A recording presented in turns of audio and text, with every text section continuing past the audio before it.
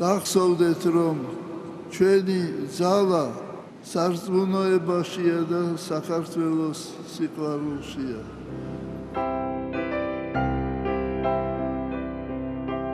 წმინდაო ღმერთო, წმინდაო ძლიერო, წმინდაო უკდაო, შეგვიწყალე ჩვენ. ყოვლად წმინდაო სამებაო, ერთვარსებაო, ღმერთო ჩვენო, სასოებით გევედრებით, გადააფარე შენი კალთა ჩვენ სამშობლოს, ყოველ ჩვენთაგანს, ეს სულოვნებით გაგვაერთიანე და იქცევ საქართველო, ხილული და უხილავი წრებისაგან. ამინ. გევედრები შენ უფალო, მადლითა და წყალობითა შენითა, გადაარჩინე, დაიფარე და გამთლიანე ყოვლადწმინდა ღვთისმშობლის წილხედრი ჩვენი სამშობლო. დილამშვიდობისა ძვირფასო ტელემაყურებლებო, დღეს 8 აპრილია, ოთხშაბათი, ეთერში ერთსულუნების დილა, რომელსაც მე სოფიო კუჭავა გავუძღვები. თუ ვინ იქნებიან ჩვენ გადაცემის სტუმრები და რაზე შევეჩერებთ თქვენს ყურადღებას, ამას საუდო მოგვიანებით მოგახსენებთ. ახლა ერთად ვნახოთ საეკლესიო კალენდარი და შევიტყოთ თუ რომელ წმინდანებს იხსენიებს დღეს წმინდა მართლმადიდებელი სამოციქულო ეკლესია.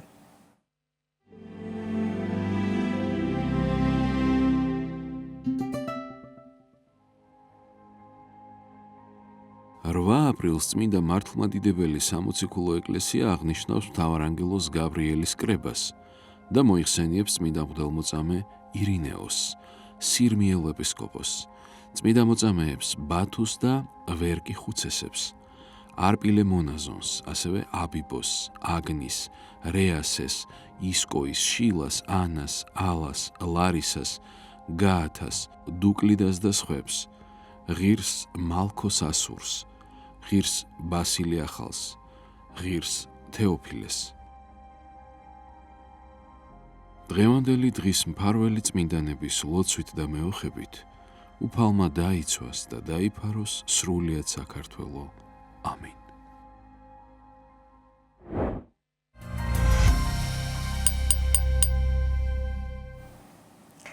მას შესახებ გთავაზობთ ანონსს. დღეს დიდი ოთხშაბათია და დიდი ოთხშაბათისა და ვნების შვიდეულის შესახებ ვისაუბრებთ მოძღვართან ერთად. შემოგვიერთდება დიდუბეში მდებარე წმინდა გიორგის სახელობის ტაძრის წინამძღვარი დეკანოზი გიორგი ხანთაძე. გადაცემის მეორე ნაწილში კი შემოგვიერთდება მედიცინის დოქტორი ვერიკო ბაზიარი, რომელიც გახდათ სრულიად საქართველოს კათოლიკოს პატრიარქის მრჩეველი ჯანდაცვის საკითხებში. სტუმარი ჩვენთან ბევრ საინტერესო ამბავს გაიხსენებს. მოგეხსენებათ, დიდია ჩვენი ეპოქალური პატრიარქის ღვაწლი ერისა და ეკლესიის წინაშე. ჩვენს გადაცემებში გვსტუმრობენ ადამიანები, როგორც სასულიერო, ასევე საერო დაწესებულებებიდან და ჩვენი პატრიარქის უდიდეს ღვაწლზე საუბრობენ. დღეს მოგიყვებით საპატრიარქოს ახალგაზრდული სახლის შესახებ, რომელიც სწორედ მისი უწმინდესობის ლოცვა კურთხევით დაარსდა და მისი მიზანი ახალგაზრდების სულიერი და პროფესიული კუთხით განვითარებას წარმოადგენს. თემაზე სასაუბროდ შემოგვიერთდება საპატრიარქოს ახალგაზრდული სახლის განვითარების ხელმძღვანელი მარიამ გელაშვილი. ასეთი გადაცემა გეულდებათ წინ დარჩით ჩვენთან ერთად. ახლა ვნახოთ ამინდის პროგნოზი და შემდგომ მოძღვართან ერთად დაგიბრუნდებით.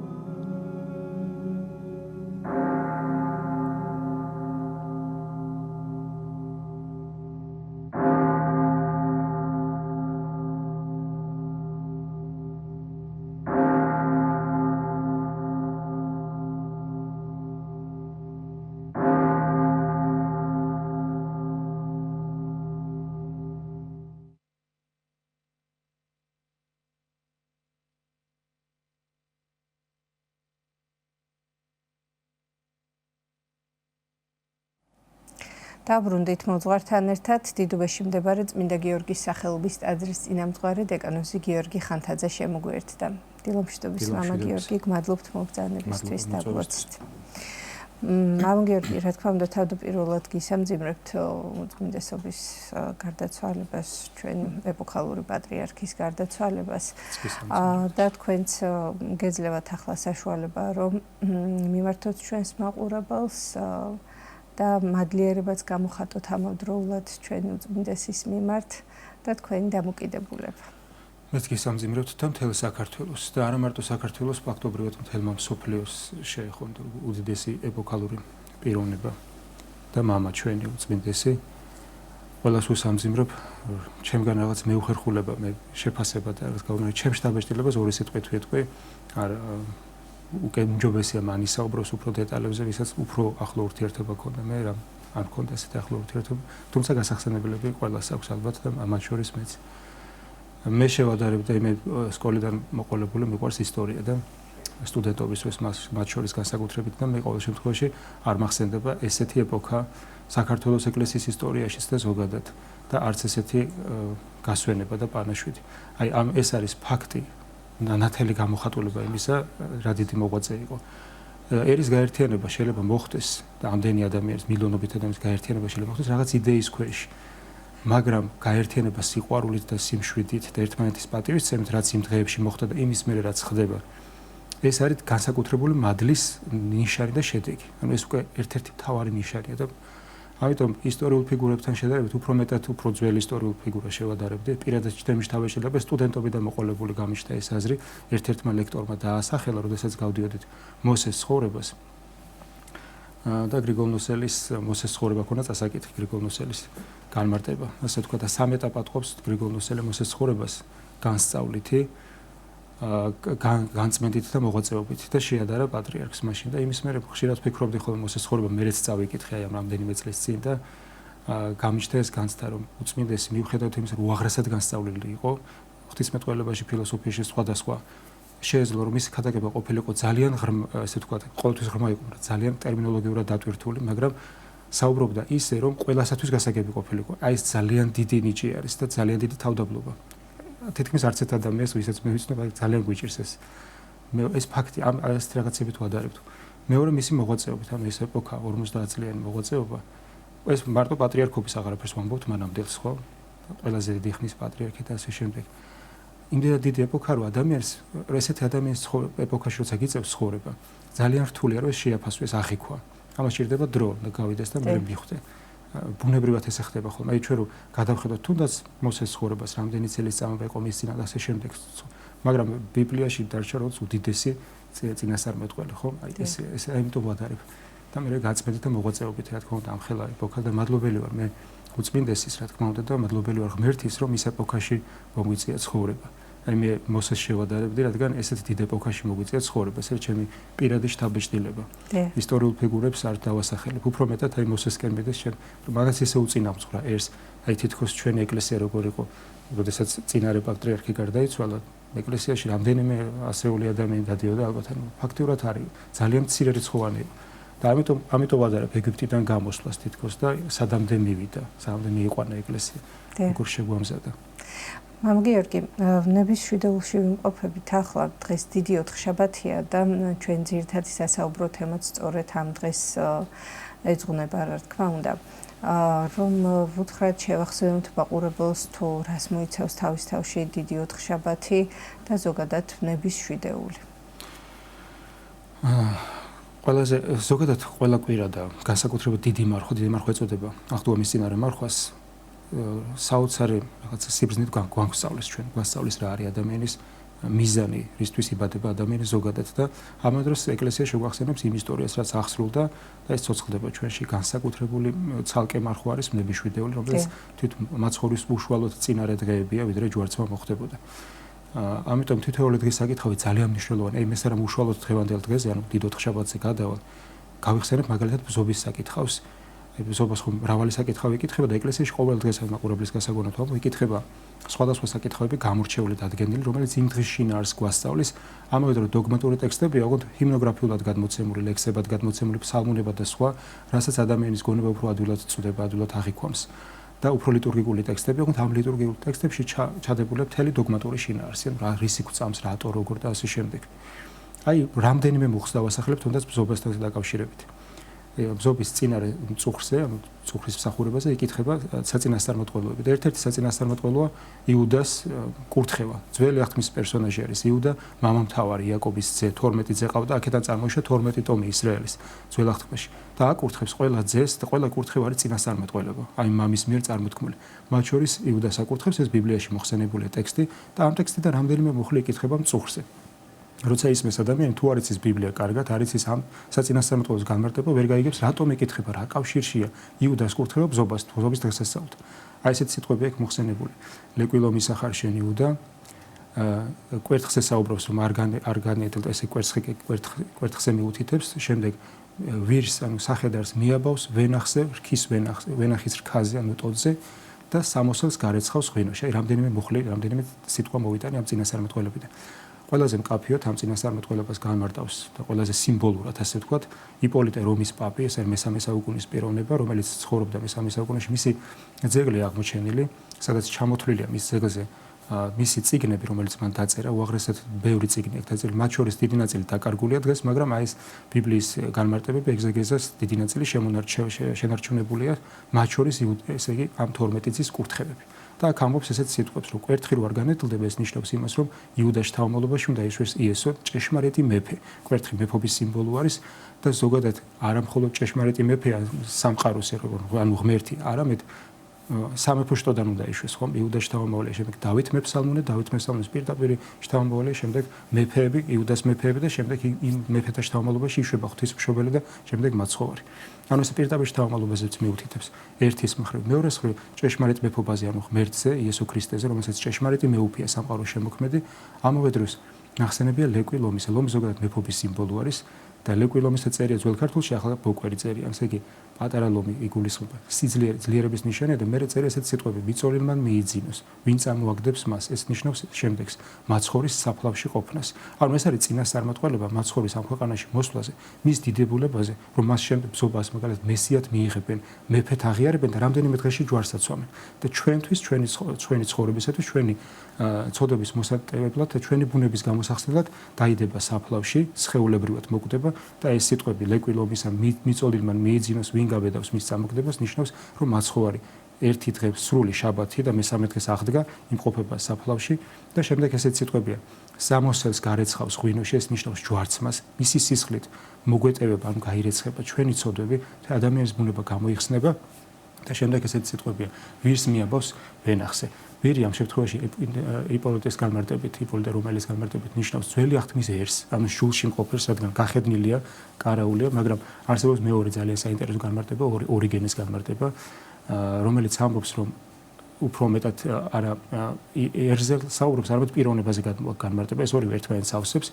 ეს გავს სახედარი გავს ადამიანს, რომელიც არ არის ქრისტეს სწავლებაში მცხოვრები, არ დაუწია მას სულიერი ცხოვრება, არ მოუნანიებია ცოდვები და როგორც სახედარი დატვირთულია ტვირთით, როცა მიყავთ, ისე ვერ ჩვენ ვართ ცოდვებით დატვირთული და როდესაც მიაბავსო, ესეთ სიტყვას ამბობს, ესე იგი, ვენახზე მიბმა ნიშნავს ჩვენ ქრისტეს სწავლებასო დაუკავშირებთ ჩვენ აზრს, გონებას და ცხოვრებას და ამათ გადავრჩებით ქრისტეს სისხლით ჩვენ მოგვეტევება ცოდვები. მეორეს მხრივ მაცხოვარი შედის კიცვსა კარაულისას, ანუ ვირის შვილზე გაუხედნო ჩოჩორზე ზის. ამას თავის სიმბოლური დატვირთვა აქვს დღეს ხშირად მიუთითებენ, რომ თავდაბლობა, რა თქმა უნდა, თავდაბლობაც მიაშენს, მაგრამ უპირველესად მაცხოვარი შედის კიცვზე, ანუ ვირზე, ჩოჩორზე მშდომი იმ თვალსაზრისით, რომ ის ამით სიმბოლურად გამოხატავს იმ, რომ ჩემი მეუფება ზეციური არის. ამ ქვეყნევრიც შემიძლია რომ კონდეს, მაგრამ ზეციური არის. მეორე მხრივ სიმბოლურად ეს განასახიერებს წარმართებს, როგორც წმინდა იპოლიტე რომელი განმარტავს, რომ რადგან ის გაუხედნავია, ვირი გახედნილი იყო, სახედარია, მას ტვირთს კითებდნენ, მიდიოდნენ, მაგრამ ესეც გაუხედნავია, მიუხედავად ამისა, ემორჩილება მაცხოვარს, მორჩილებით. ეს რა ნიშნავს? ის თუ იუდეველი არის, რომელსაც ჯული ჰქონდა და შემდეგ ისევ ახალ აღთქმის ეკლესიაში უნდა გააგრძელოს ცხოვრება. კიცვი არის წარმართები, ყველა მათ შორის ჩვენ ქართველები, რომელსაც არ ჰქონდა ჭეშმარიტი რწმენა და წარმართები ვიყავით და ჩვენზე ამხედრებული მაცხოვრებელს ჩვენ ქრისტეს ეკლესიაში შევედით და ვემორჩილებით მის სწავლებას. აი ესეთი სიმბოლოები დებს ამაში და კიდევ ძალიან ბევრი გამარტები, მაგრამ უმთავრესად გავამახვილე ყურადღება, აი რა მნიშვნელოვანია თითოეული მუხლი, რომელიც იკითხება საკითხავი მსახურებას. აი ესე გვასწავლის ეკლესია, რატომ მოვიყვანა ეს მაგალითი. ძველი და ახალი ხმის ერთად გააზრება, ერთ სიბრტყეში გააზრება გვასწავლის და გვარწმუნებს ჩვენ ქრისტეს ჭეშმარიტებას. იმდენად ბევრი მტკიცებულება ამის არა მარტო ისტორიული მეცნიერული, არამედ წმინდა წერილში აი როგორ ახსულდა ნაცინასწარმეტყველების საუკუნეების წინ როგორ ახსულდა, რომ ეს ან უნდა დაიჯერო, ან არ უნდა გინდოდეს რომ დაიჯერო, თუ შეუძლებელია რომ ვერ დაიჯერო. თუ ამას სწავლობს ადამიანი, ანუ თუ ამას სწავლობს და არ ჯერ, ესე იგი მას არ უნდა რომ დაიჯეროს. მისი ნება უბრალოდ ეს გამოხატავს ნებას. ამის ერთ-ერთი მაგალითი არის ეს რატომ მოყავს ეს მაგალითი. იუსტინე მარტვილი, ესე მეორე საუკუნის აპოლოგეტი მამა, წერს აპოლოგეტები ძალიან წარმართული სამყაროდან მოსულები, რომ ძალიან კარგად იცნობდნენ ლიტერატურას, წარმართულს, მათ შორის კი მსახურებას, ფილოსოფიას და სხვადასხვა. და წერს იმპერატორს, წერს და უხსნის ქრისტიანობა რატოა ჭეშმარიტება და რატომ არ ვართ ჩვენ ესეთები და რატომ არ უნდა გვდენვიდეთ და სხვადასხვა. და მოყავს ძველი ხმიდან ეს წინასწარმეტყველო მაგალითები. და იუბნება აი ნახეთ ეს რამდენიმე საუკუნის წინ ასე ამ წინასწარმეტყველმა თქვა და ნახეთ ქრისტეს ცხოვრებაში ესე და ესე ახსრულდა. და ამას განმარტავს ესე და ეს მთელი მისი წიგნი ეს აპოლოგია დაცვა არის წინასწარმეტყველება როგორ ახსრულდა ხალხმაში. აი ამას რო კითხულობ. ეს არის მაგალითი როგორ უნდა უქადაგო წარმართ ადამიანს ერთ-ერთ აპოლოგეტების ქადაგება. ამიტომ ვამბობ მე რომ ეკლესია იმდენ ამას გვასწავლის, იმდენად ღრმა არის. რომ ადამიანი როცა აქ შევა ეკლესიაში და დაიწყებს ეკლესიურ ცხოვრებას, ის ირწმუნებს კი არა, აქედან ვერ ამის გარეშე ვეღარასდროს ვეღარ შეძლებს ცხოვრებას. იმდენად დიდი არის. აი დიდი ოთხშაბათის საკითხები რას გვასწავლის. დიდ ოთხშაბათზეც მათ შორის რადგან ძიმე მარხვა არის, წირვა არ ტარდება, ტარდება პირველ შეწირულის ლიტურგია, ეს წირვა არ არის, ან უბრალოდ ეზიარება ამ დროს ადამიანი გასაძლიერებლად ძალების შესამატებლად და წინარე მსახურებაზე მწუხრის სრულდება და მჟამები იკითხება საწინასწარმეტყველები. ასევე ეზეკიას წინასწარმეტყველება იკითხება, სადაც ესეთი სიტყვებია მოთხრობილი. რომ უფალმა გამგზავნა მე, ანუ უფალი ეუბნება ეზეკიელს, გაგზავნი მე შენ ერში და ეს როგორც განმარტავენ წინასწარმეტყველები მიუთითებს, რომ ქრისტე მოვა ერში და ტკბილ ქადაგებას მოიტანს, ანუ და უფალმა მომცა მე სიტყვა ამბობს ეზეკიელი, რომელიც რომ ვიხილე იყო ტკბილი. ვიხილე იყო ტკბილი. ამას ესე განიმარტება, რომ ქრისტეს სიტყვა და ქრისტეს ქადაგება არის სიტყვება, ანუ ტკბილი. ესე განიმარტება და რატომ იკითხება ეს, რომ წინარე ბნების წინარე შვიდეულში ვართ, მალე უნდა მოხდეს აღდგომა, ისტორიულად ესე მოხდა, ანუ ჯვარცმა და აღდგომა და ქრისტეს ეკლესიის დაარსება. და ამის წინარე საკითხავია, რომ ქრისტეს ეკლესია დაარსდება და მისი სწავლება იქნება ტკბილი. ანუ ქრისტე იქნება ზოგადად ტკბილი. მიუხედავად იმისა, რომ ქრისტიანული ცხოვრება თითქოს რთული, მაგრამ ზოგიერთი გამარტებელი ნივთის, აი ეფრემასური თუ არ ვსდები, რომ ვინც შეიმეცნებს ამას და ღვთისნებას აღასრულებს, რა თქმა უნდა, ბევრ სირთულეებთან არის ეს დაკავშირებული და საკუთარ თავთან ბრძოლასთან, მაგრამ ძალიან ტკბილია ეს. იმიტომ რომ სიყვარული ახლავს, ღვთისმადლი ახლავს თან. აი ნახეთ, საწინასწარმეტყველო რთული გასაგებია, თითქოს მარტო ეზეკიელს მიემართება, მაგრამ რეალურად ეს ზედროულიც არის, მიემართება მაცხოვარსაც. იკითხება ასევე მოსეს საწინასწარმეტყველო, მოსეს შესახებ, ან მოსე გამოსვლათა წიგნიდან რამდენიმე მუხლი, ამონარიდი. მოსე როგორ იცავს თავის თვის ტომს, მოსე ეგვიპტეში იზრდება გახსოვთ, როგორ იცავს და ამის გამო კაცის მოკლა მოუწევს, ამის გამო დევნია მას და ყვედრიან, ისევ და როგორ განიმარტება, მოსეს რო დევნიან ეგვიპტიდან და გამოქცევა უწევს. ეს ნიშნავს, რომ მართალი კაცი, ამ შემთხვევაში სახესიმბოლო იესო ქრისტესი, რომელიც იცავს თავის ერს, მას არ იღებენ, ანუ იუდეველები ქრისტეს ჯვარს აცმევენ. ყვედრიან და დიდ ოთხშაბათს ხდება მათ შორის ისიც რა კავშირშია ეს საწინასწარმეტყველო დღევანდელ დღეთთან სახარება მოგითხრობს რომ დიდ ოთხშაბათს ხდება მათ შორის ისიც რომ შეითქმებიან ფარისევლები მწიგნობრები როგორ მოკლან იესო ქრისტე და ეს კავშირშია მოსეს ცხოვრებასთან როგორ მოსეს დევნიან მოსე მიდის უდაბნოში გრიგოლ-ნოსელი გამარტავს უდაბნოში გასვლა სულიერი ღვაწლის დაწყებას და შემდეგში ეხმარება ქალებს მწყემსებს და აუწყულებს წყალს იქ განდევნის ასე ვთქვათ ავაზაკებს ის ავაზაკები ბოროტ ძალებს დაცემულან და ეშმაკებს განასახიერებენ და ის წყარო განასახიერებს ღვთისწავლებას და მადლს და მოსე ამ შემთხვევაში აი ამ მომენტში არის სიმბოლო იესო ქრისტესი რომლისაგანაც მოგვეცემა ჩვენ საღვთო მადლი. აი ესეთი საწინასწარმეტყველები იკითხება.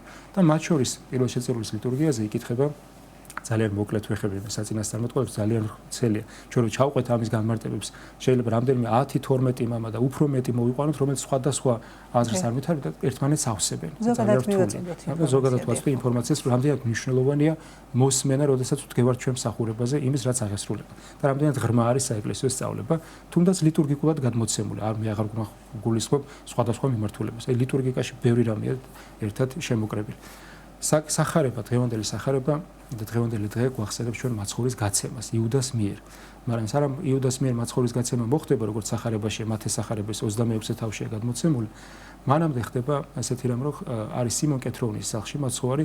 ფაქტია, რომ როგორც განმარტებლები მოვუწევენ, სიმონ კეთროვანი იყო მანამდე კეთრიან გსჭირდა მაცხოვრმა განკურნა იგი და შემდეგში სერობა მის სახლში პატივისცემის მადლიერების ნიშნად იცნობენ სიმონს და მასთან არის ესე ვთქვათ შინაურული შეიძლება ეს ტერმინი ვიხმაროთ სუფრა გაშლილი და მიდის ერთ-ერთი ქალი რომელიც მიაქვს ალაბასტრით ესე იგი ჭურჭელი იყო ესეთი რომელიც თიხით იყო დახურული მაშინ გამოიყენებოდა აღმოსავლეთში ძვირფასი ნელსაცხებელი და წერია პირდაპირ მოციქული წერს 300 დრახკანის ანუ 300 დინარი შეიძლება ვთქვათ საფასური ნელსაცხებელი სურნელოვანი იყო მაშინ და ცხებს მაცხოვარს და ეს სახარებაშია მოთხრობილი. ნელსაცხებლის ცხება ხდება იოანეს სახარებაში წერილ მოთხრობილი, როგორც ის მართას და მარიამის, ლაზარეს და მარიამის მიერ ხდება, სხვადასხვა არის და კიდევ ერთ ხდება. ეს სხვა არის. იქაც არის ნახსენები იოანე მახარებელი პირდაპირ მიუთითებს, რომ ამის შემდეგ მოციქულები ამბობენ ესეთ რაღაც გულში განიზრახავენ. ასეთი ძვირფასი ნელსაცხებლის დაღვრას გაგვეყიდა და გარიბებისთვის, ღატაკებისთვის დაგვერიგებინა. კარგი мотиваცია თითქოს, მაგრამ ხანდახან ყოველთვის ჩვენ გულს რატო არ უნდა ვედოთ. და ხანდახან ჭეშმარიტება სხვაგან არის და არა იქ სადაც რასაც ჩვენი გული გვკარნახობს. მიუხედავად იმისა, რომ მოციქულები ამას ფიქრობენ და განსაკუთრებით ამას იუდა მოციქული ფიქრობს და აქედან მოდის ეს ინიციატივა, როგორც იოანე მახარებელი მიუთითებს და მე გამარტებელები ამბობენ. იოანე მახარებელი პირდაპირ ამბობს იუდას ეს გულში, იმიტომ მედო ეს სიტყვები, იმიტომ თქვა რომ პარავი იყო თავად და ვერცხლის მოყვარე იყო. აი ხშირად დღესაც არის ხოლმე ეკლესია საყვედრიან რასაჭიროა ეს მაგალითად რასაჭიროა ხატი ესე გავამშვენოთ, როცა შეიძლება გვერდზე ადამიანს დავეხმაროთ. ყველაფერს თავის ადგილი აქვს. იოანე ოქროპირი ამბობს, რომ ეს შესაძლოა, როცა გულით კეთდება, ეს შეიწირება უფლის წინაშე და ეს სხვა არის და ის სხვა არის. ათვენეთქეს უნდა გამბიჯნოთ.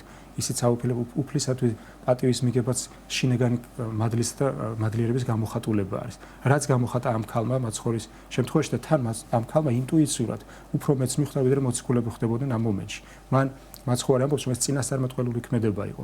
მან ჩემ დასაკრძალად გააკეთა ეს ნელსაცხებელი, რადგან ნელსაცხებელი ეცხებოდა უკვე მიცვალებულს. და შემდეგში ეს სახარებაში მოთხრობილი როგორც ცხებენ ხო ნელსაცხებელს.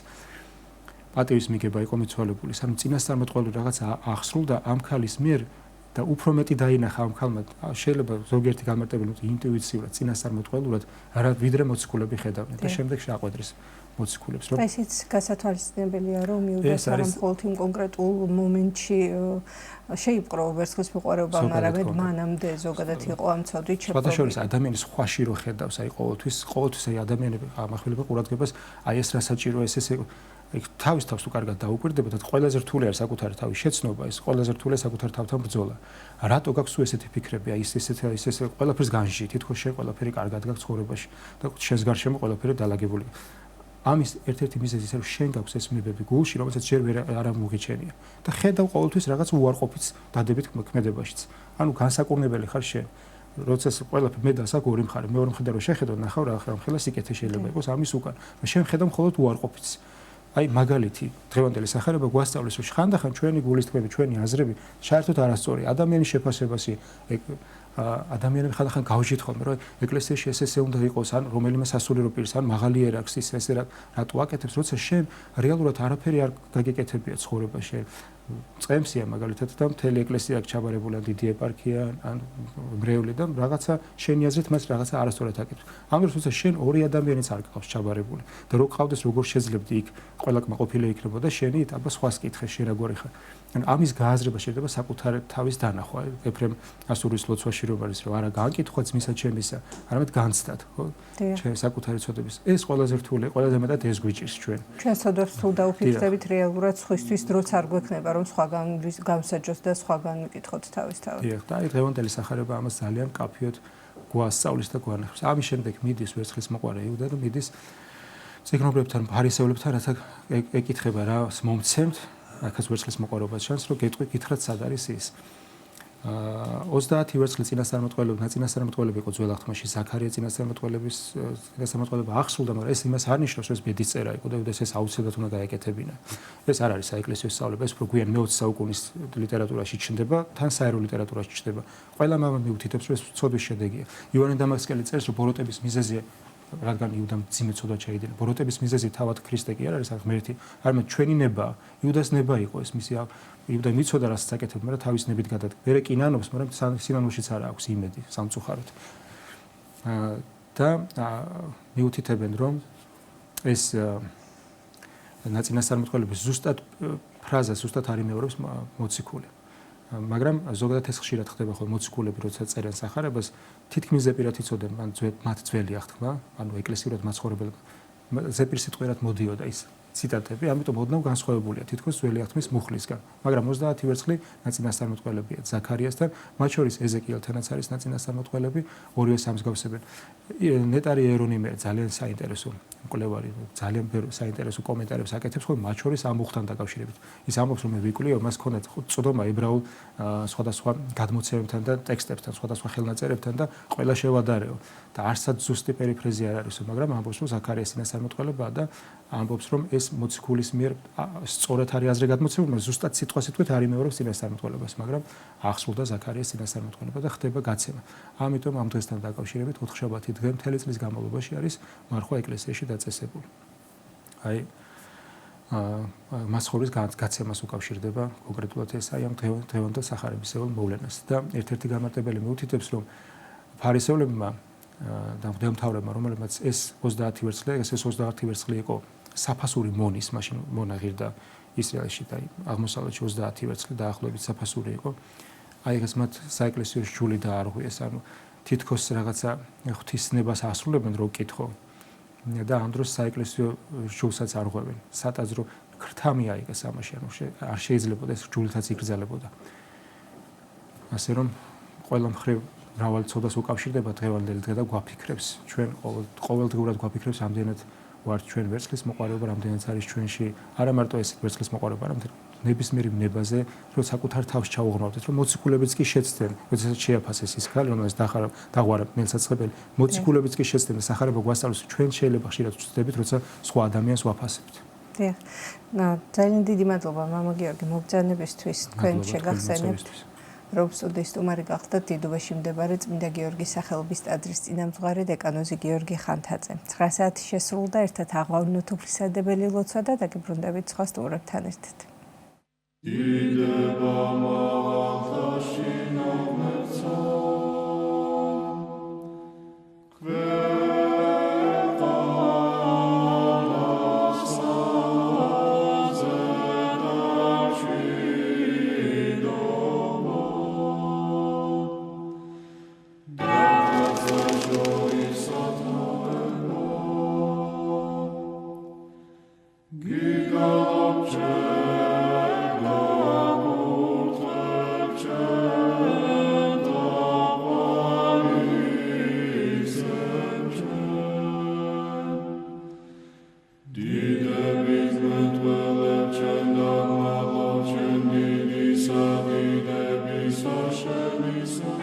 ამაო ჩვენო, რომელი ხარ ცათაშინა, წმინდა იყავნ სახელი შენი, მოვედინ სუფევა შენი, იყავნ ნება შენი, ვითარცა ცათაშინა, ეგრეცა ქვეყანასა ზედა, პური ჩვენი არსობისა, მომეც ჩვენ დღეს და მომიტევენ ჩვენ თანანადებნი ჩვენი, ვითარცა ჩვენ მიუტევებთ თანამდებთა მათ ჩვენთა და ნუ შემიყანებ ჩვენ განსაცდელსა, არამედ მიხსნენ ჩვენ ბოროტისაგან. რამე თუ შენი არს სუფევა, ძალი და დიდება, მამისა, დაძისა და წმინდისა სულისა, აწდა მარადის და უკუნითი უკუნისამდე. ამინ.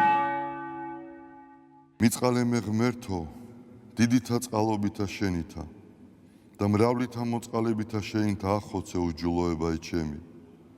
უფროს განბანე მე უჯულოებისა ჩემისაგან და ცოდვათა ჩემთაგან გამწმინდე მე. რამე თუ უჯულოება ჩემი მე უწყი და ცოდვა ჩემი წინაშე ჩემსა არს მარადის. შენ მხოლოსა შეგწოდე და ბოროტი შენ წინაშე ვყავ, რათა განმართლე სიტყვათაგან შენთავ და ზლოს ჯასა შენსა. რამე თუ ესე რა უჯულოებათა შინა მიუდგა და ცოდვათა შინა მშამე დედამან ჩემა. რამე თუ ეს არა ჭეშმარიტება შეიყვარე, უჩინონი და დაფარულნი სიბნისა შენისანი გამომიცხადენ მე. მას ხო რომე უსუბითა და განწმინდე მე. განბანო მე და უფროს თოვლისა განსპეტაკნე. მას მინო მე გალობაი და სიხარული და იხარებნე ძვალნი დამდაბლებულნი. გარე მიაქციე პირი შენი ცოდვათა ჩემთაგან და ყოველი უჯულოებაინ ჩემნი ახოცე. გული წმინდა დაბადე ჩემთანა ღმერთო და სული წრფელი განმიახლე გვამსა ჩემსა. ნუ განმაგდებ მე პირისა შენისაგან და სულსა წმინდასა შენსა ნუ მიმიღებ ჩემგან. მომეცმე სიხარული მაცხოვარებისა შენისა და სულით ამთავრობისათა დამამტკიცე მე. ვასწავლე უჯულოთა გზანი შენი და უღმრთონი შენ და მოიქცენ. მიხსენ მე სიცხთაგან ღმერთო, ღმერთო ცხოვრებისა ჩემისაო. იხარებდეს ენა ჩემი სიმართლესა შენსა. უფალო, ბაგენი ჩემნი აღახვენ და პირი ჩემი უთხრობდეს ქებულებასა შენსა. რამე თუ უკეთუმცა გენება, მსხვერპლი შემცა მეწირა, არამედ საკვერთხი არ აქთნდეს. მსხვერპლი ღმრთისა არს, სული შემოსრული, გული შემოსრული და დამდაბლებული ღმერთმა არა შეურაცხყოს. კეთილი უყვა უფალო ნებითა შენითა სიონსა და აღეშენენ ზღუდენი იერუსალიმისანი. მაშინ გთნდეს მსხვერპლი სიმართლისა შესაწირავი და ყოვლად დასაწველი. მაშინ შესწირნენ საკურთხეველსა შენსა ზედა ზვარაკნი. დიდება მამასა და ძესა და წმინდასა სულსა აწდა მარადის და უკუნითი უკუნისამდე ამინ. ალილუია, ალილუია, ალილუია. დიდება შენ და ღმერთო. ალილუია, ალილუია, ალილუია. დიდება შენ და ღმერთო. ალილუია, ალილუია, ალილუია. დიდება შენ და ღმერთო ჩვენო, დიდება შენ და. ღვთისმშობელო ქალწულო გიხაროდენ, მიმაგლებულო მარიამ უფალი შენთანა. კურთხეულ ხარ შენ დედათა შორის და კურთხეულ არს ნაყოფი მუცლისა შენისა. რამე თუ მაცხოვარე გვიშევ სულთა ჩვენთა. უფალო დიდება შენ და გადაარჩინე და განთლიანე საქართველო. უფალო დიდება შენ და გადაარჩინე და განთლიანე საქართველო. უფალო დიდება შენ და გადაარჩინე და განთლიანე საქართველო.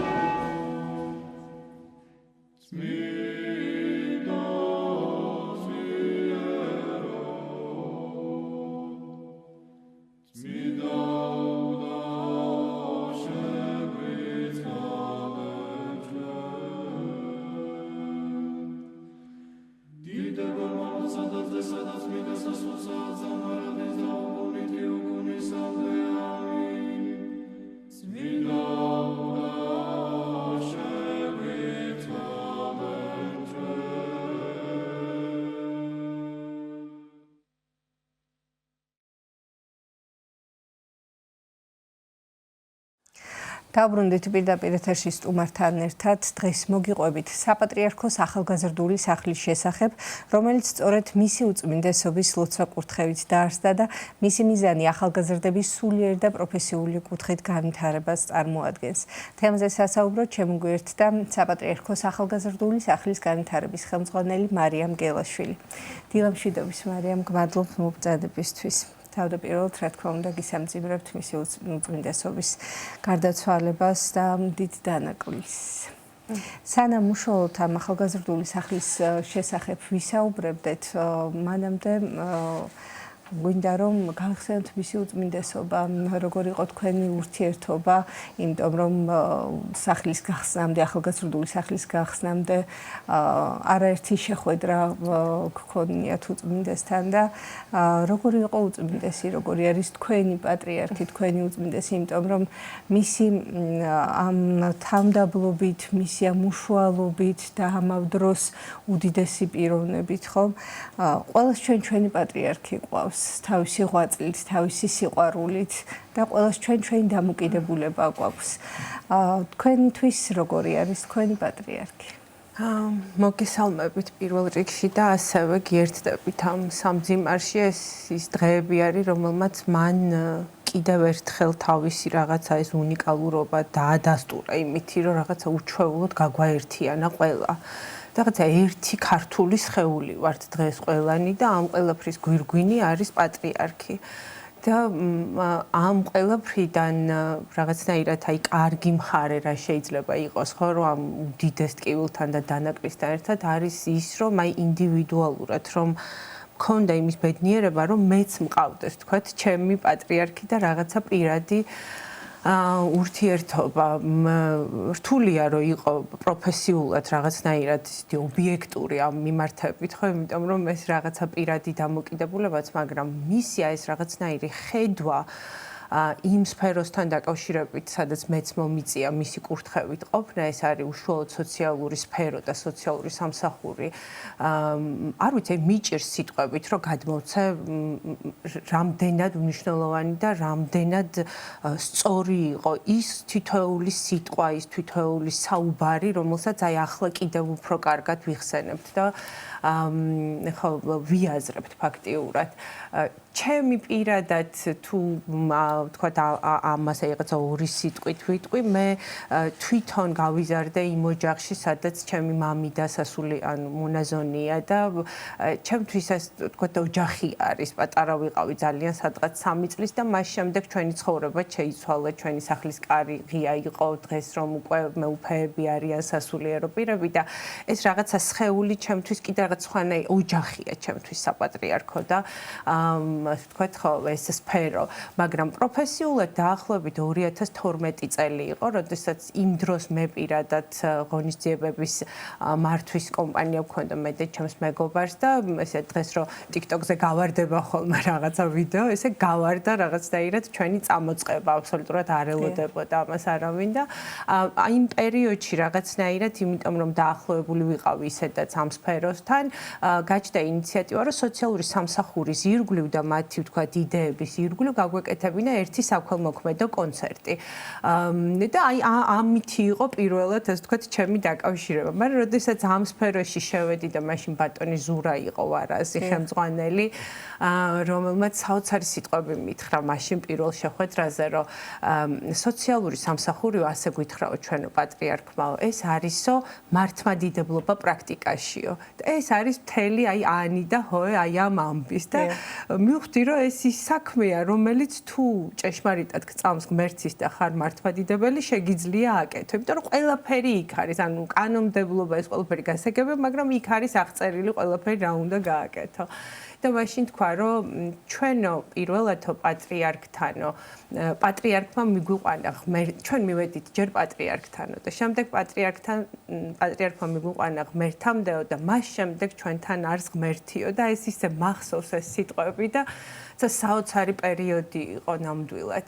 ნუ მაშინ როდესაც დავიწყეთ ასე ვთქვათ ამ სფეროში, ამ სფეროსთან დაახლოება მისი უწმინდესობის კურთხევით მოვამზადეთ 3 პროექტი, რაზეც ასე ვთქვათ, უნდა გაგვემახვილებინა ყურადღება. ეს კი ბატონო, გეტყვით მოგახსენებთ, პირველი ეს იყო დიდი, ასე ვთქვათ, სოციალური საწყობი, სადაც მოგროვდებოდა დღის ბოლოს. ოღონდ ეს არის აი 2013 წლები დაახლოებით, როდის ფიქრობდა ამაზე, რომ აი საკვებიო, რომელიც ვთქვათ, რჩება ობიექტებში, რომ არ გადაიყაროს, იქნებ რაღაც მოვიფიქროთო ამასთან დაკავშირებით. და ჩვენ გვაქვს ის კურთხევა და ბრძანება და ამის ჩანასახი არის უკვე ჩვენთან ახალგაზრდულ სახლში პატარა მცირედით და ინებებს ალბათ უფალი და თუ იქნება რა თქმა უნდა უფლის ნება მეტსაც შეგვაძლებინებს ჩვენ ყოველ შემთხვევაში მზად ვართ ამისთვის.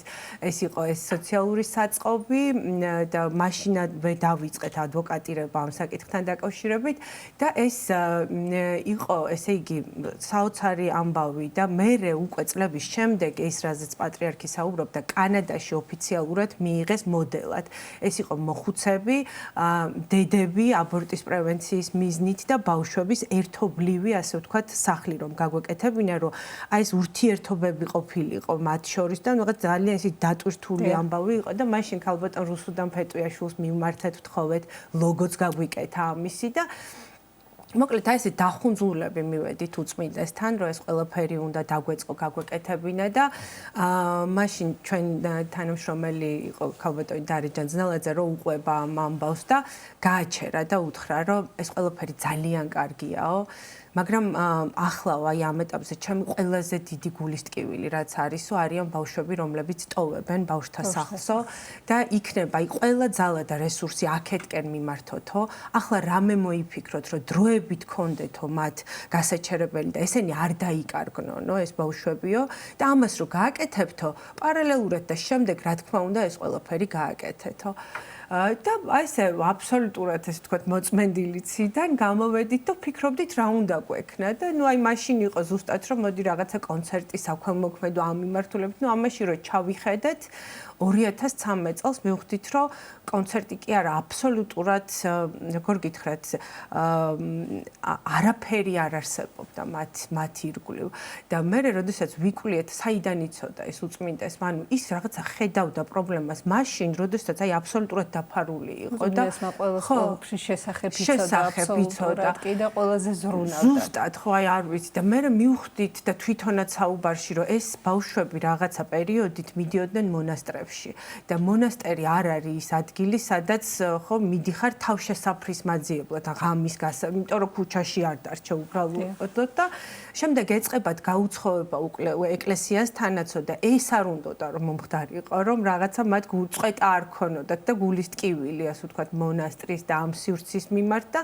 ამიტომ მიფიქრა ეს აი სად ფიქრობდა მე ხვდები ნელ-ნელა და როგორ მოხდა ახალგაზრდული სახლის ჩამოყალიბება და შემდეგ მოხდა ისე რომ აი ესე კარ დავიწყეთ იმ ორგანიზაციების ძებნა ასე ვთქვათ ვინც ამ საკითხებზე იმიტომ რომ როდესაც შენ გინდა რომ რაღაცა გააკეთო ახალი მოდელი შექმნა ასე ვთქვათ საპილოტე ხო ამას სახელმწიფოს გარეშე და გამოცდილების გარეშე ვერ გააკეთებ რა თქმა უნდა და შესაბამისად დავიწყეთ ასე ვთქვათ საინიციატივო ჯგუფი ამას ქვია სოციალური ადვოკატირება და დავიწყეთ სოციალური ადვოკატირება პატრიარქის კურთხევით და 2000 და მაშინ ბოლდვიჟენი საოცრად დაგვიდგა გვერდით და ქალბატონი მაია მგელიაშვილი რომელსაც თავისი პირად ძალიან დიდი ურთიერთობა ჰქონდა პატრიარქთან და სამწუხაროდ დღეს მაიკოც აღარ არის ჩვენს გვერდით არ ვიცი მიჭირს საუბარი იმიტომ რომ ის ადამიანები ვისთან ერთადაც დავიწყე ფაქტიურად ეს ამბავი ნელ-ნელა ცხოვრებამ ესე ფიზიკურად გამომაცალა ხელიდან მაგრამ ძალიან რა თქმა უნდა ჩვენ დღეს ბატონი ზურა ვარაზის პატარა ოთახიც გვაქვს მისი ასე ვთქვათ კაბინეტი სამედიცინო გადაუდებელი დახმარების იმიტომ რომ იქ მოგეხსენებათ სახელოსნოებია და აუცილებელი არის რომ იყოს ეს ვთქვათ გადაუდებელი ოთახი რომელსაც ზურაბაბუს ოთახი ქვია ჩვენ გვაქვს მაიკოს სახელობის აუდიტორია სადაც ეს ლექციები ტარდება და ხო რა ვიცი მოკლედ მათი ასე ვთქვათ ხსოვნა გრძელდება ჩვენთანაც და ეს ძალიან მნიშვნელოვანია იმიტომ რომ პატრიარქისთვისაც ეს ძალიან მნიშვნელოვანი იყო ყოველთვის რომ არ უნდა დავივიწყოთ საიდან მოვდივართ და ქალბატონი მაია მგელიაშვილი იყო იმ ერთ-ერთ ხუთეულში ვინც საერთოდ პირველი სოციალური ერთ-ერთი მუშაკი იყო ვინც სოციალური მუშაობა შემოიტანა ბავშვთა კეთილდღეობაზე დაიწყო საუბარი და აი მაშინ 2015-2014 წლებში როდესაც არც არავინ საუბრობს თქვა ზრუნვიდან გასულებზე მაშინ დაიწყო ზუსტად დეინსტიტუციონალიზაციის პროცესი როდესაც დიდი ზომის ბავშვთა სახლები უნდა ადაპტირდეს და სხვათა შორის მაშინ დაიწყო პროცესი მცირე საოჯახო ტიპის სახლებად უნდა გაკეთებულიყო ეს და ასევე მიმღები ოჯახები და აი მიმღები ოჯახების ასე ვთქვათ მოძიება ძალიან გაუჭირდა სახელმწიფოს და მაშინაც საპატრიარქომ ძალიან დიდი როლი ითამაშა და ზუსტად საპატრიარქოს და ასე ვთქვათ აი ამ რევლში იქადაგეს ასე ვთქვათ მოძღვრებმა და იქიდან გამოირჩინენ ადამიანები და ოჯახები რომლებიც შემდეგ გადამზადდნენ და გახდნენ მიმღები მშობლები. საკმაოდ რთული გზა გაიარეთ ასე ვთქვათ, რა თქმა უნდა, ლოცვა-კურთხევით ყოველთვის ყველაფერი მარტივად სრულდებოდა ხოლმე შეძლების და გვარად. მარიამ, იცით რაზე ვისაუბროთ, რომ ჩამოყალიბდა ეს ახალგაზრდული სახლი, შემდგომ როგორ განვითარდა ეს ყველაფერი, რა ხდება ამ ახალგაზრდულ სახლში, როგორ ხდება ზრუნვა, როგორც განათლების კუთხით, ასევე სოციალური საჭიროების მიმართულებით და რა თქმა უნდა, მისი უწმინდესობის შესახებ უნდა ვთქვათ, რამდენად ჩართული იყო თავად ამ პროცესში. საოცარია მართლა ეს ამბავი, იმიტომ რომ აი ხა ეს ბოლო პერიოდი სულ ამაზე ვფიქრობ იმ შეხვედრებზე რა უთქვამს თქვათ რა რჩევები მოუწია და ეს მოდელი საერთოდ ხა ჩვენთან საერთაშორისო ორგანიზაციებიდან ხშირად ყავს ხოლმე სტუმრები და მე სიამაყით შემილია ვთქვა რომ ვარაი ამის თანამოწინაწილე და უდიდესი სიმდაბლით თან რაღაცნაირად და არ გამომივიდეს რომ რაღაცა მაგრამ არ შეიძლება ეს რომ არ აღიარო რომ ეს არის აბსოლუტურად ახალი მოდელი. ეს არ არის არც სკოლა, არც თქვა ტიპიური ბავშვთა სახლი, არც კოლეჯი, ხო, ეს არის ახალი მოდელი, რაც მისი ინიციატივით დაიწყო, რომელზეც გვეუბნებიან, რომ თქვენ როდესაც ამას ეს თქვა ბოლომდე გამართავთ, ჩვენ შეგვიძლია წავიღოთ ეს მოდელი და სხვა ქვეყნებშიც გავაკეთოთო. და ესე იგი 2015 წელს, როდესაც სახელმწიფოში შევიდა ეს ინიციატივა პატრიარქისგან და 2016 წელს, როდესაც გაჩნდა მისი ოფიციალური ეპისტოლე უკვე და სურვილი, რომ მას სურვილი აქვს, რომ გამოყოს ტერიტორია და იზრუნოს ამ ახალგაზრდებზე.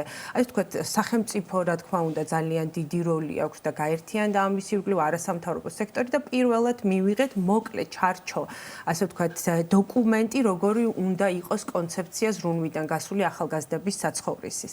და თვითონ უწმინდესიც იძახდა, რომ ეს არ უნდა იყოს არც კოლეჯი და არც უმაღლესი სასწავლებელი, ეს უნდა იყოს ერთგვარი გარდამავალი ეტაპი, ეს ზუსტად არაფორმალური განათლება რაც არის.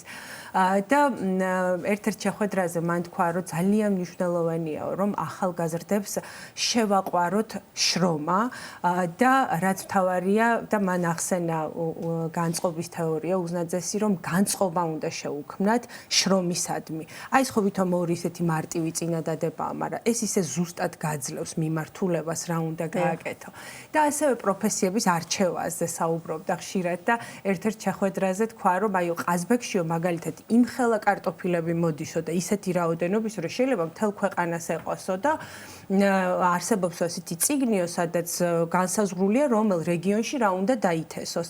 და ჩვენ დღეს გვაქვს, ესე ვთქვათ, კურსი მებაღეობის და მცენარეებზე ზრუნვის საპატრიარქოს კოლეჯიდან ფანტასტიკური პედაგოგი ყავს ბატონი სანდრო და ერთწლიანი კულტურების, ასე ვთქვათ, ბოსტანიც გვაქვს და აი მივყვებით ფეხდაფეხ მის ლოცვა კურთხევას. ასევე მან ისაუბრა მნიშვნელობაზე სოფლის მეურნეობის და მაგალითად მოყვა ერთ-ერთ შეხვედრაზე, რომ როდესაც დიდი მიწისძვრა იყო რაჭაშიო, დაინგრა სახლებიო და მეც ვიყავიო იმ კომისიაშიო და ის სახლები, რომელიც გადარჩა, აღმოჩნდა, რომ რაღაცნაირი სპეციფიური სარტყელი ჰქონდათ გაკეთებული და ამიტომ ძალიან მნიშვნელოვანია, რომ ბავშვებსო ვასწავლოთო ისეთი ხელობაო, რომელიც ქვეყანასაც წაადგებაო და მე აქვე სიამაყით შემილია ვთქვა, რომ საოცარი პედაგოგი ყავს ბატონი ბაკური, რომელიც აი მართლა მის სკამის აწყობიდან დაწყებული მართლა სახლის გადახურვამდე დასრულებული და ფუტრის კეფსაც შეიძლება ასწავლოს და მოკლედ ხო აი რაღაცნაირად ეს ადამიანები თან ისე ჩდებიან ჩვენთან ორგანიზაციაში, რომ აი თითქოს თავისით უფალს მოყავს, ეს აი მართლა საოცრებაა.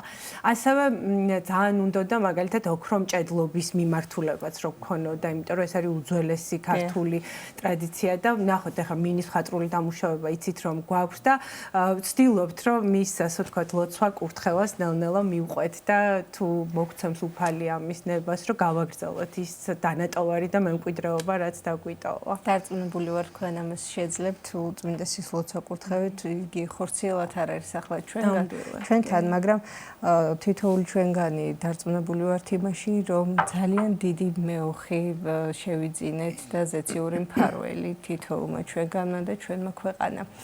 ძალიან დიდი მადლობა მობრძანებისთვის, უწმინდესის ღვაწლის გახსენებისთვის. ეს დავამატებ თუ შეიძლება 2 წუთით და არ შემიძლია ძალიან დიდი მადლობა არ გადაუხადო მეუფეშიოს და საზოგადოებასთან ურთიერთობის სამსახურს, იმიტომ რომ ბოლო წლებში სამწუხაროდ მისი ჯანმრთელობის მდგომარეობიდან გამომდინარე ჩვენ ეს დაგვაკლდა მასთან პირადი ურთიერთობა, მისი ლოცვა კურთხევა და მეუფეშიომა ეს რაღაცნაირად მისი ასე ვთქვათ, როგორ თქვა, არ ვიცი, მფარველობის ქვეშ აიღო ეს პროექტი და იმხელა მხარდაჭერა და იმხელა ძალა იყო ეს ბოლო წლებში მისგან, ასე რომ მიხარია ძალიან, ეს ძალიან დიდი სიხარულია, რომ ის პატრიარქის დანატოვარი, რაც თქვათ მას უნდოდა რომ გაკეთებულიყო, გრძელდება დღეს და იმედი მაქვს, რომ ჩვენ ამის მომსწრენი ვიქნებით, რომ კიდევ უფრო მეტი და მეტი შეემატოს ქვეყანას. დიდი მადლობა.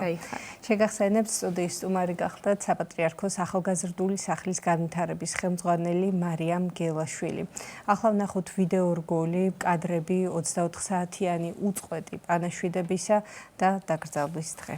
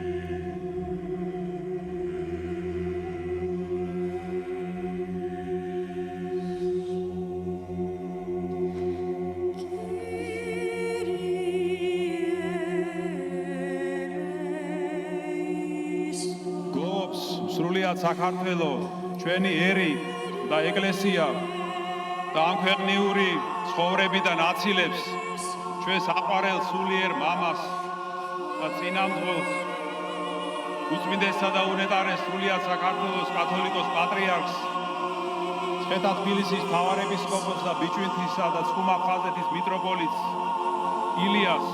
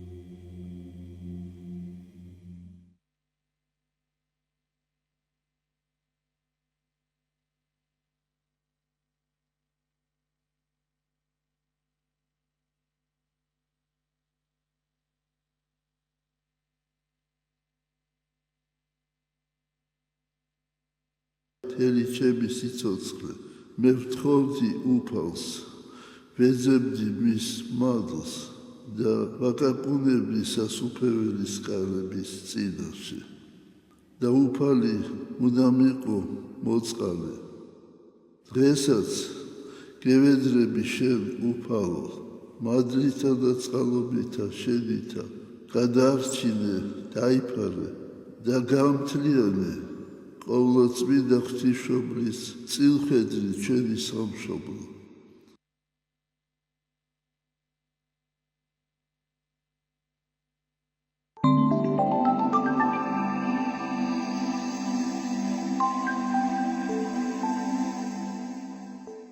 ძალიან დიდი მნიშვნელობა აქვს დალოცვას.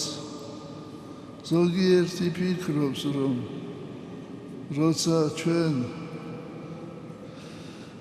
ლოცვა კურთხევას ვიღებთ სასულიერო პირისაგან და ვემთხვევით მარჯვენა ხელს, თითქოს ჩვენ მივაგებთ პატივს მას. ეს სულ სხვა არის. პატივს კი არ მივაგებთ.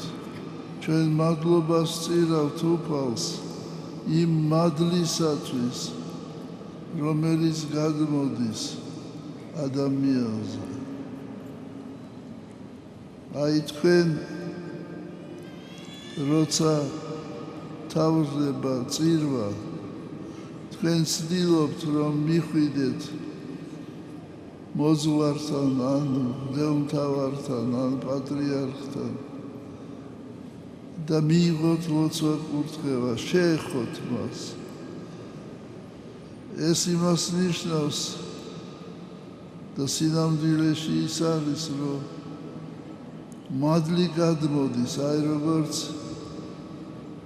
რაც საშუალება, გამტარი საშუალება, ისე გადმოდის, ამ შეხებით გადმოდის ეს მადლი.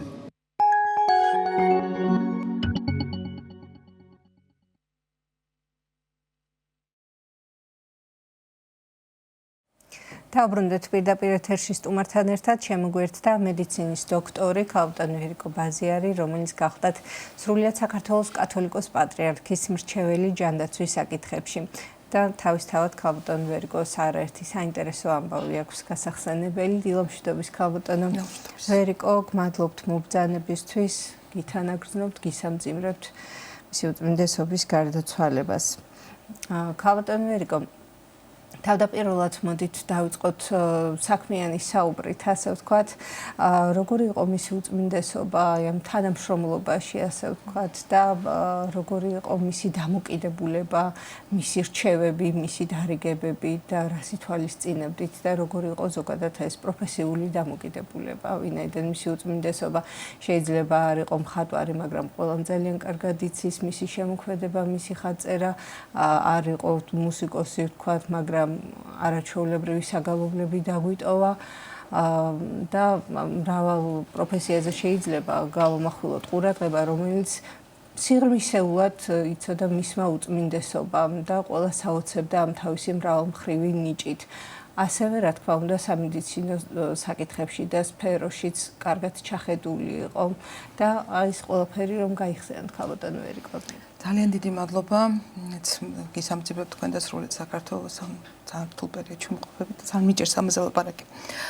მე მინდა გითხრათ, რომ ბედნიერება იყო მასთან ურთიერთობა ნებისმიერ საკითხში და ყოველთვის ვიყავი ხოლმე ძალიან ფრთხილად და დაძაბული, იმიტომ რომ მე მგონია რომ ყველაფერი მეგონა კი არა და ასე იყო, რომ იცოდა, მაგრამ ყველაფერს ეკითხებოდა. ეს იყო არაჩვეულებრივი მაგალითი იმისი, რომ ადამიანმა, რომელიც ეს სულიწმინდის მადლით ყველაფერი იცოდა, ყველა ადამიანს ეკითხებოდა და ისმენდა და აანალიზებდა. ეს საოცარი მოსმენის კულტურა ჰქონდა. მე მინდა გითხრათ, რომ ისე ვიმნეოდი ხოლმე, რომ სიტყვებიც მავიწყდებოდა. რამდენიმე ეპიზოდი მინდა გავიხსენო უწმინდესის, აი განსაკუთრებული, ჩვენთვის ძალიან ხშირად გამოდიან, ახლა კატეგორიული იყო ამ საკითხში, იმ საკითხში. ერთი რომ მისი ყოველი ფრაზა იყო, არასოდეს არ იყოთ კატეგორიული იმ საკითხებშიც კი, რაშიც გონიათ, რომ რაღაც იცით და პირიქით ეს ძალიან ცუდ ტონად ითვლებაო და თვითონ მიცით მოგეხსენებათ, როგორ ტკბილად და სიყვარული და თბილად იცოდა ყველა შენიშვნის და არ იყო ეს ადამიანი რა ქვია, რბილი, ძალიან მკაცრიც იყო და შეუვალი ზოგ შემთხვევაში, მაგრამ ამ ყველაფერს აკეთებდა ძალიან დიდი სიყვარულით და ყველა ვგრძნობდით, რომ ეს იყო იმიტომ, რომ უკეთესობისკენ გადაგვედგა რაღაც ნაბიჯი და არა შენიშვნა მოეცა და კუთხეში დაეყენებინა ვინმე. ამიტომ იყო რომ მის ეს უკიდეგანო სიყვარული ყველასგან მის მიმართ ეს აბსოლუტურად გასაგები იყო და სულ ფიქრობდი რომ ესე იყო და ვხედავდი, მაგრამ აი ამას ნამდვილად არ ველოდი, ახლაც მაშინ მე მოხდა. და აი მინდა გითხრათ რომ ესე იგი არ იყო საკითხი, რომელშიც ის აი არ ეთხოვდა გარკვევას. აი მაგალითად იგივე ვაქცინაციასთან დაკავშირებით მე ძალიან დიდი ხნის წინადელ ამბავს გიყვებით, ეს არ შეეხება Pfizer-ს ამ ბოლო პერიოდს. ყოველთვის როცა რაღაც ახალი ველზე ჩდებოდა ვაქცინებთან დაკავშირებით, ის ითხოვდა კონკრეტულ აღწერილობას, როგორ მზადდება, რა შედეგები აქვს, როგორ გამოიყენება და ჩვენ მივდიოდით ხოლმე და ვაპარებდით ამასთან დაკავშირებით. ანგარიშს მარტო მე კი არა, ჩემთან ერთად ის ადამიანები, რომლებიც კიდევ უფრო კარგად ერკვეოდნენ ამ მიმართულებით, ყოველი ახალი ვაქცინა და ეს მინდა გავიხსენო, როდესაც მან 2008 წელს გააკეთა მესამე ბავშვთან დაკავშირებით, აი ზუსტად იმ პერიოდში მახსოვს, რომ ვიშნევსკაია როსტროპოვიჩის ფონდმა ჩვენ შემოგვიტანა არაჩვეულებრივი ვაქცინები და მან მოითხოვა, რომ ესე იგი მითხარით რაზე ელაპარაკეს MMR ყველასათვის ცნობილი, ესე იგი ცრით ბავშვებს და აუცილებელიც ამის ჩატარება და მან მოისმინა დეტალურად და მაშინ მე ახალი ჩამოსული ვიყავი სწორედ ამ იაპონიის პროექტთან დაკავშირებით და საოცრად მინდა აქ მისი კიდე უმნიშვნელოვანესი როლი გავაჟღერო და გვეუბნება ასეთ რამეს, რომ ესე ჩემთვის ვზივარ მოგთესილი ვაქცინებზე საუბრობ და გულში ფიქრობ, რომ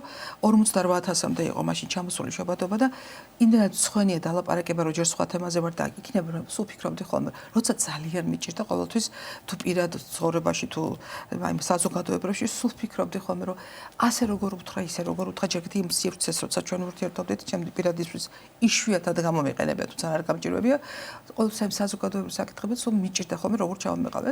გულში ვფიქრობ, რომ ასე უთხრა, ისე უთხრა, ასე უთხრა, წინადვე ვერ ვიპოვე და ესე გამოთიშული ვარ ამ ვაქცინების საუბრისგან და უცებ ესე მომიტრიალდა და პირდაპირ მეკითხება.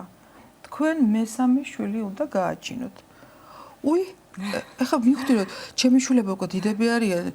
თან ზუსტად იცოდე, იმ წელს ღვთის წყალობით შევხვდით ერთად ახალწელს ჩემი შვილებს წინა. მე ვთქვი, თქვენ უწმინდესობა, ჩემი შვილები გააჩენენ მეთქი შულს.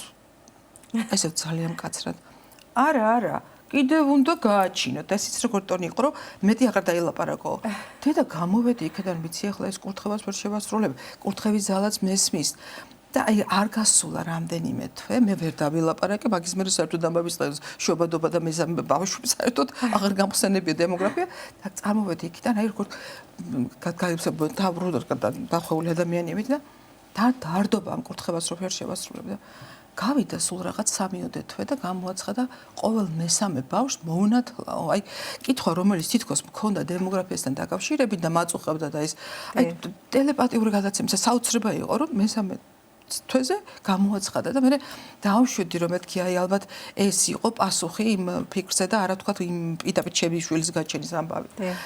მეორე რაც მინდა გავიხსენო, იყო ის, რომ ყოველ ჯერზე, როდესაც მე თქვენთან ხშირად მაქვს ამ ამბავი ნათქვამი, როდესაც უცხოეთში მივდიოდი ხოლმე, ყოველთვის ვიღებდი ლოცვა-კურთხევას თუ საქმიანი ვიზიტი მქონდა და ძირითადად აი ბოლო პერიოდში მინდა გითხრათ, რომ საქმე და მომლოცველობის გარდა არაფერი არ მაინტერესებდა. აი მართლა მინდა გითხრათ, რომ მაშინ რომ წამომაწვინო ხუთვარსკვლავიან სასტუმროში და არც დამისვენია, იმიტომ რომ ის რეჟიმი და სულ ამბობდა დრო არ რჩება. და აი ეს ისე ჩამჯდარი იყო ჩემში, რომ აი დასვენები ის დროს კი თქვა აი მენანებოდა, იმიტომ რომ იმდენად სათუც საქმეს მუშაობ მე და მისი პირდაპირ კურთხევა იყო. როდესაც მივდიოდი კურთხევა ვიღე, რომ ჩამოვედი მოუყევი ეს იაპონიის გამოცდილება და მე ვფიქრობდი ნეტა არ მომეყოლა მეთქი, იმიტომ რომ 20 წელი ველოდით 2002-ში ვიყავი მე იაპონიაში, 20 წელი ველოდით პროექტს, იმიტომ რომ სულ ყოველ ჯერზე სად არის იაპონური პროექტი, სულ მეკითხებოდა. ამ იაპონურ პროექტში მას მოწონდა ის, რომ ქალზე განსაკუთრებული ზრუნვა იყო. ქალის ორსულობის დროს განსაკუთრებული ხელშეწყობა იყო. მასზე განსაკუთრებული ზედამხედველობა იყო და ბავშვზე ზრუნვა რო იწყებოდა 12 კვირის ვადიდან, რომ არსებობდა ადგილები, სადაც შეიძლება მისულიყო ქალი, როცა ძალიან იღლება, ვთქვათ, აი თავისი ეს მოწოდა ყველაზე მეტად ეს ორსულთა სახლები იყო მისი ოცნება და მე ამ ტრიბუნას ეხლა მას შემდეგ რაც ვხედავ, როგორი პატივისცემით დამოკიდებულება აქვს პატრიარქის მთავრობას, რომელიც ბევრ გადაწყვეტილებას იღებს და მასზე ძალიან ბევრია დამოკიდებული. თითოეულ ადამიანს, რომელსაც აი ხა უყურებ ულამაზესი ახალგაზრდები და სხვა ახალგაზრდები, ყურადღებას იპყრობს, რომ აი ამ რიგში იდგა ახალგაზრდები. თან ვაჟები, რაც აი თქო ეკლესიაშიც ასეთ გამორჩეულად თვალში არ ხვდებოდა. აი ამ ადამიანებს მე მინდა უწმინდესის ასე თქვა ღრმად ვარ დარწმუნებული, რომ ის ლოცვა კურთხევა იქნებოდა, რომ დღეს კიდევ უფრო მეტად უჭირს საქართველოს.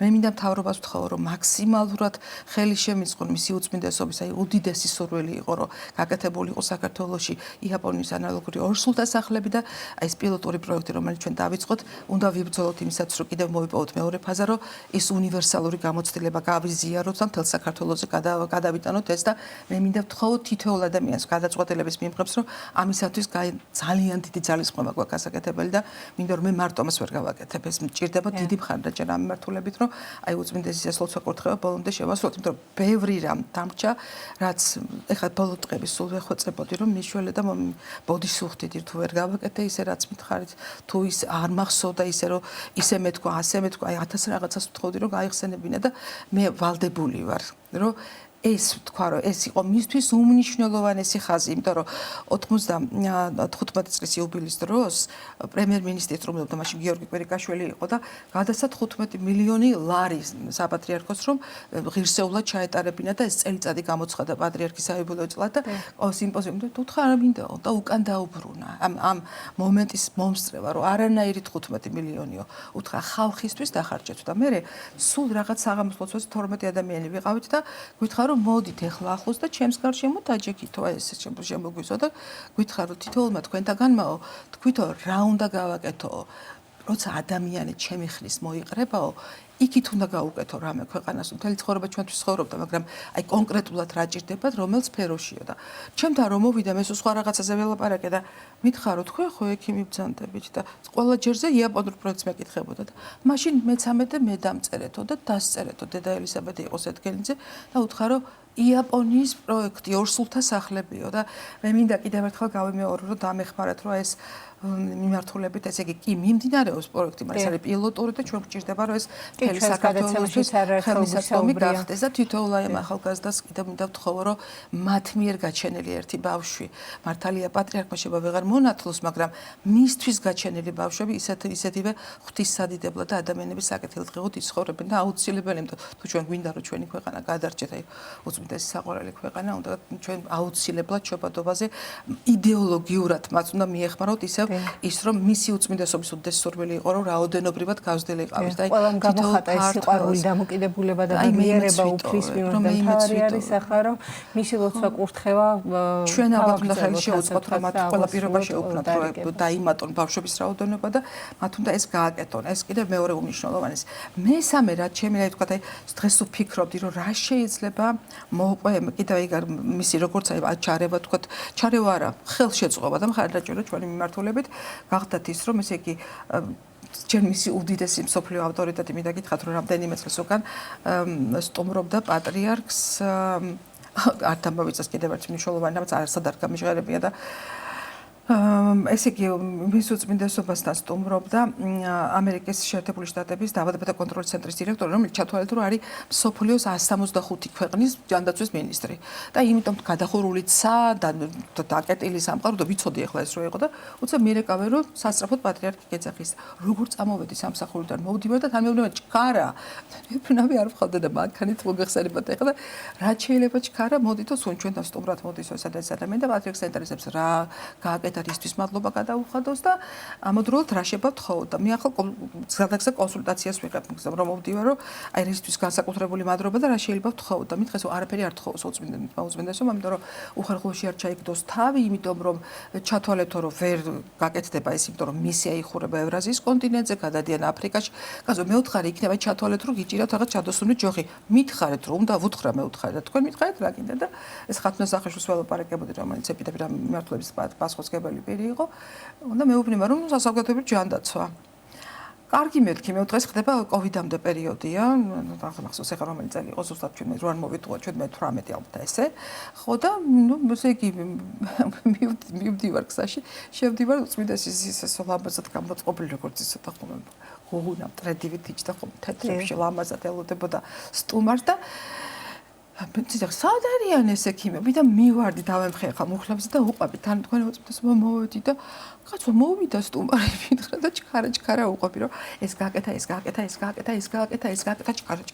ჩქარა კარგი ეხლა რა შეიძლება რომ ვთხოვოთ და ახლა უყვები რა შეიძლება ვთხოვოთ და უყვები რომ ეს თქვენ უნდა ვთხოვოთ აი საზოგადოებრივ ჯანდაცვას თქვენ რო გიყვართ მე ვთქვი ჰიგიენური ნორმები ქცევის სწორ ასე ისე და კარგით და მოგად მოვიდა ახლა ეს ადამიანი მე ხა დრო არ გვეყოფა რომ აღწერო მე მსგავსი ვიზიტი ადამიანი რომელსაც მთელი სამყარო მუხლქვეშ ეგდებოდა და ისე დადიოდა ეს როგორ გითხათ ახლა საოცარი გავლენის ადამიანი იყო ხუთი მრჩეველი ახლა და ამ დროს ესე იგი უწმინდესთან შემოვიდა თუ არა მუხლის ჩოქზე დაეცა და ესე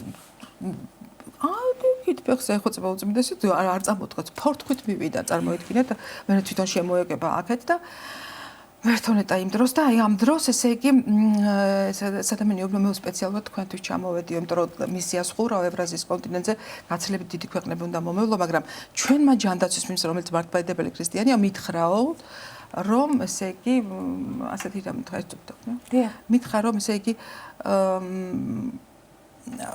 მასონ უნდა გვენახეთო თქვენ იმიტომ რომ საოცარი ადამიანი ცხოვრობს პატრიარქი ყავს და თვითონაც გადაერია პატრიარქს და რა მინდოდა მე თქვა რომ როგორი ცოტა ერთ სიტყვაში რაც მე ამდენი ვიბოდიალი და მოვყევი უცებ ამბობს მე როგორც მითხრეს თქვენ სოფლიოს ინფექციური რყევებისაგან იცავთ ამდენი ჩემი მონაყოლი ყველაფერი თქვა ერთ სიტყვაში და ამ ადამიანმა მე თვითონ შეესთავაზა რომ რა შემიძლია თქვენთვის გავაკეთოთ და ალბათ საზოგადოება საქმის ყურში უნდა იყოს თუ არ არის უნდა იცოდეს ეს რომ უწმინდესის თხოვნით საქართველოს გაუკეთეს ის რომ 10 ქვეყანაში დააბრუნეს პროგრამა გასულმა კონტინენტიდან და საქართველოს გახდა ჰაბი. ანუ ცენტრალური ადგილი, საიდანაც იმართება ეს ყველაფერი და კიდევ ერთი უნივერსალური რამ გაუკეთა. არ ვიცი ხა ჩვენ რამდენი დრო დაგვჭა. კი, ეს მნიშვნელოვანი ისტორიის გახსენებას გსურდათ გისმენთ მოყევით და დავასრულოთ. ხო, აი ძალიან მნიშვნელოვანი ამბავი მახსოვს კიდევ ესე იგი ურწმუნო ადამიანთან დაკავშირებით ხანდახან ქრისტიანებს შეგვეუბნებიან ხოლმე თქვენ ურწმუნო ადამიანები არ გიყვართ ქრისტიანს ყველა უყვარს და უწმინდესი იყო ამის მაგალითი ყველა მინისტრი აი უმეტესობა მინისტრებისას უთხოვდნენ ხოლმე რომ ერთი შეხვედრა მასთან აინტერესებდათ რომ აი კურთხევას იღებდა და მახსოვს რომ აი ამ შეხვედრის დროს ორი მნიშვნელოვანი რამ იყო ერთი რომ ითხრა დიდხანს ეს რენტგენივით უყურებ ადამიანს რომ შემოხედავ და ეხა თქვენთან ვისმედი პოდკასტში კიდე ეს რა მინდა ვთქვა სულ ამბობდა თქვენ თუ გინდათ დალოცვა მეც მინდა ჯვარი თვალით მაინც გადამსახეთ ხოლმე და თუ დიდხანს იყავი მასთან აი ღმერთს შევეხოწებოდი ხოლმე რომ მეთქი ამის თავი არასოდეს არ მოგიშოლა ჯვარს რომ გადასახავდი ეხა თქვა სხვა ადგილას იჭექი ხო აი როგორც რენტგენი მოტრიალდებოდა და პირდაპირ აი თვალს იმც შეი გძნობდი რომ აი ამასაც ყველაფერს გძნობდა აი რასაც ფიქრობდი ყველაფერს გძნობდა და რა მახსოვს რომ აი მინისტრთან ყოფნის დროს ესე დიდხანს უყურა და მე რა უთხრა რომ თქვენ იცით მე ურწმუნო ადამიანებს რაც ვეძახიო და არაფერი პასუხი არ გასცა და ეს რა ქვია ეხლა მე თქვენ გეტყვითო და თქვა რომ ადამიანსო ძალიან მძიმე ჯვარი აქვს რო იბადებაო მორწმუნე ადამიანიო ამ ჯერ სტარებაშიო ღმერთს მიმართავსო და ურწმუნო ადამიანიო თვითონ ცდილობს გაუმკლავდესო და მისი ჯვარი გაცილებით უფრო მძიმეაო და როცა ამ ქვეყნიდან გადისო მორწმუნე ადამიანი ჯვრის სტარებაში იღებს ღვთისგან გვირგვინსო და ურწმუნო ადამიანი რომელიც ამ ცხოვრებას კიდევ უფრო მძიმედ გადისო ისო გვირგვინის გარეშე რჩებაო და მე ასეთი ადამიანები ძალიან მებრალება და კიდევ უფრო მიყვარსო უთხრა და მათ მე უგვირგვინო მოწამეებს ვეძახიო და ეს ჩემთვის იყო აი შოკის მომხრალი და ყველაზე მნიშვნელოვანი ეს იყო უკვე ამ ახალი მთავრობა როდესაც მოვიდა პირველი მინისტრი გახლავთ და ვინც გახლავთ თუმცა არ არის საჭირო დასახელება მას უთხრა რომ ერთი რამ იცოდეთო რომ თანამდებობა არ არის პატივი თანამდებობა არის მძიმე ჯვარი თქვენ რა გონიათო მე რო აი ესე ვარო წელში მოხრონი იმიტომ კი არ ვარო უთხრა რომ ასაკის გამო პატრიარქობის მძიმე ჯვარმა გამტეხაო და თქვენ მე მინდა გაკურთხოთ და დაგავალოთ რომ ადამიანები კიდევ ერთ იმედგაცრუებას ვერ გაუძლებენო. ამიტომ თქვენ ძალიან დიდი მისია გაგესრიათ ჯანდაცვის სისტემა არის უმნიშვნელოვანი ხერხემალიო და დალოცამ ჩვენ გვაცხო მირონი ხელზე მეც მასთან ერთად ვიყავი და გითხრა რომ ემსახურეთ ხალხს და არ იმსახუროთ ხალხიო და მარჯვენით მხოლოდ სიგეთე აკეთეთო და ეს კურთხევა მე მინდა გითხრათ რომ კიდევ აი განსაკუთრებულად მახსოვს ის რომ როცა ძალიან გიჭირს არ გაიქცეო სულ მაგას მეუბნეო და არავითარ შემთხვევაშიო მე ხშირად მიფიქრია როცა ისე ვერ ვაკეთებ როცა ასე ვერ ვაკეთებ განცხადებას დამიწერია და მას არ იფიქრო მითხრა რომ ვინმე შრომაში მადლობას გადაგიხდის არ გასჩერდეო მითხრა იმიტომ რომ არაფრის დრო აღარ რჩებაო და მე ამით მინდა დავამთავრო რომ უწმინდესის ლოცვა კურთხევით თითოეულმა ჩვენთაგანმა ჩვენს ადგილზე სხვისი განკითხვით კი არა ჩვენს ადგილზე თითო აგური დავდოთ ჩვენი ქვეყნის ასე ვთქვათ საკეთილდღეოდ და მან მეუბნებოდა ყოველთვის რომ პირადადაც ბევრი პრობლემა შეგხვდება მაგრამ არ შეგეშინდესო იმიტომ რომ იცოდა რომ ჩემშულებთან დაკავშირებით ძალიან ბევრი უსამართლო დევნა იყო და ხანდახან გრძელდება მეუბნებოდა რომ ნუ გეშინია ობლისკვერი სხვა გვიან მაგრამ ძალიან კარგად გამოცხაო და ეს სიტყვები რაღაცა ჩირაღდანებით სულ მინათებს გზას და იმედს არ მაგარგვინებს და ამიტომ მინდა იმედით და რა თქმა უნდა ძალიან ბევრი გასახსენებელი გაქვთ ბატონო და ჩვენი ეთერი კი არა გადაცემები და შეიძლება ცხოვრებაც არ გვეყოს უწმინდეს ესაუბრეთ ნამდვილად ძალიან დიდი მადლობა მობრძანებისთვის უწმინდესის გახსენებისთვის თქვენ კი შეგახსენებთ სტუდიის სტუმარი გახდათ მედიცინის დოქტორი ქალბატონი ვერიკო ბაზიარი რამდენი ჩვენი გადაცემა დასრულდა გემშვიდობებით კეთილი სურვილებით და მადლობას მოგახსენებთ ყურადღებისთვის ნახვამდის